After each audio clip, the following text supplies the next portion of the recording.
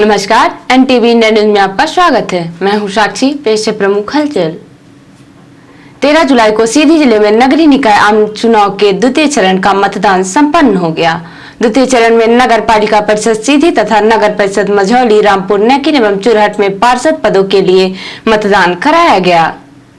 मतदान समाप्ति पर नगर पालिका परिषद सीधी में 62.82%, नगर परिषद मझौली में 73.51%, रामपुर नेकिन में 76% तथा चुरहट में 73.29% मतदान हुआ। आज सुबह से ही मतदान में तेजी देखी गई। पंचायत चुनाव की तरह नगरीय निकाय चुनाव में भी महिला मतदाताओं के मतदान का प्रतिशत पुरुषों में अधिक रहा। कलेक्टर एवं जिला निर्वाचन अधिकारी मुजीबुर रहमान खान तथा वरिष्ठ पुलिस अधीक्षक मुकेश कुमार श्रीवास्तव ने नगरीय निकायों के विभिन्न मतदाता केंद्रों का भ्रमण कर मतदान का जायजा लिया। इसके साथ ही निर्वाचन आयोग द्वारा नियुक्त प्रेक्षक RS कनेरिया द्वारा मतदान केंद्रों का निरीक्षण कर व्यवस्थाओं का अवलोकन किया गया। कई दिव्यांग और अधिक आयु के मतदाताओं ने भी उत्साह के साथ मतदान किया।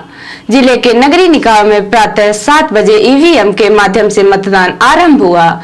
कड़ी सुरक्षा व्यवस्था के बीच मतदान शांतिपूर्वक जारी रहा। मतदान केंद्रों में महिलाओं और युवा मतदाताओं की भीड़ देखी गई। जोनल अधिकारी, सेक्टर अधिकारी तथा पुलिस अधिकारियों द्वारा लगातार केंद्रों का भ्रमण किया गया। कलेक्टर तथा पुलिस अधीक्षक द्वारा मतदान पर कड़ी निगरानी रखी गई। मतदान समाप्ति पर नगर पालिका परिषद सीधी में 14,082 पुरुष मतदाताओं, 64.69%, 12,623 महिला मतदाताओं, 60.86% तथा एक अन्य सहित कुल 26,706 मतदाताओं ने मतदान किया।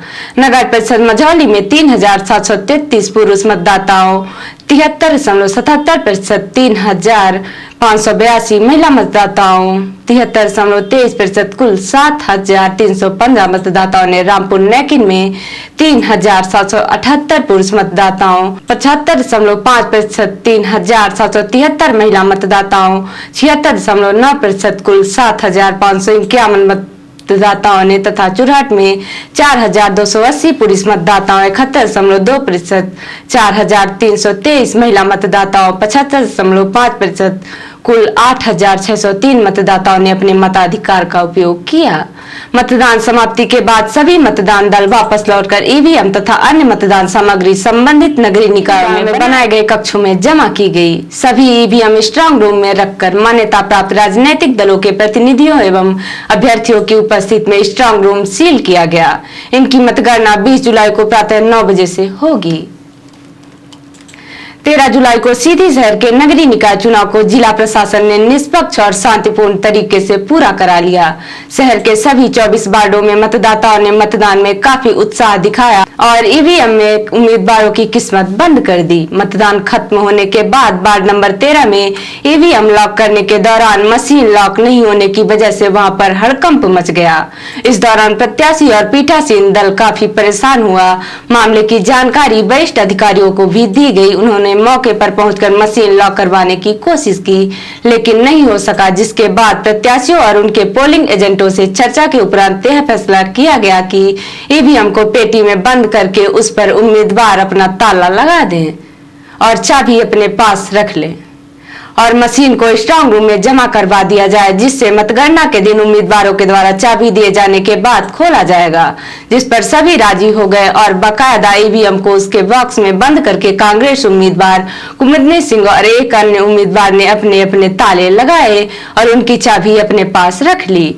जिसके बाद पीठासीन अधिकारी अपने दल बल के साथ मशीन को स्ट्रांग रूम ले गए और चाबी को कांग्रेस उम्मीदवार कुमुदनी सिंह और एक अन्य उम्मीदवार ने अपने पास रख ली। मतदान के बाद EVM मशीन से मतदान के बाद प्रत्याशियों के द्वारा ताला लगाकर उसकी चाबी अपने पास रख लेने का इस तरह का पहला मामला सामने आया है। लेकिन उम्मीदवारों की इस चालाकी को देखकर अब आने वाले चुनावों में भी अन्य उम्मीदवार इसकी नजीर देखकर अपने लिए सुरक्षित जरिया तलाश कर लिए हैं, जिससे EVM मतगणना दिवस तक भले स्ट्रांग रूम में रहेगी, लेकिन उसकी चाबी उनके हाथ में रहेगी। इससे उनके मन में किसी तरह की गड़बड़ी की कोई शंका नहीं होगी। लेकिन सवाल यह है कि जिला प्रशासन के इस तरीकों को इजाद करने के बाद नई मुश्किल ना खड़ी हो जाए कि अब आने वाले सभी चुनावों में सभी EVM को राजनीतिक दल और प्रत्याशी अपना ताला लगाकर चाबी अपने पास रखने की मांग करने लगे। 13 जुलाई को गुरु पूर्णिमा का त्योहार पूरे देश में पारंपरिक रूप से गुरु पूजन करके मनाया गया। गुरु पूजन का विशेष महत्व होता है। हिंदू पंचांग के अनुसार यह आषाढ़ माह की पूर्णिमा तिथि है। इस तिथि पर वेद व्यास की जयंती भी मनाई जाती है और विधिवत पूजन की जाती है। पौराणिक मान्यताओं के अनुसार इस तिथि पर महर्षि वेद व्यास जन्म हुआ था और इन्हें प्रथम गुरु का दर्जा भी मिला है। इस तिथि को व्यास पूर्णिमा के नाम से भी जाना जाता है।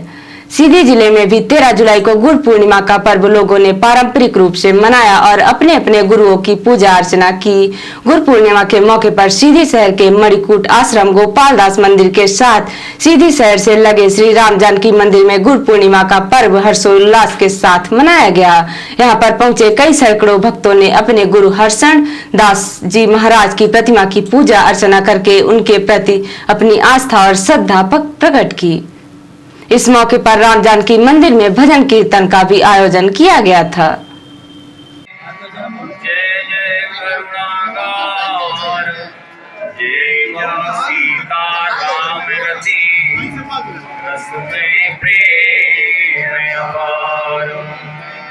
जीवन समय व्यतीत राम पद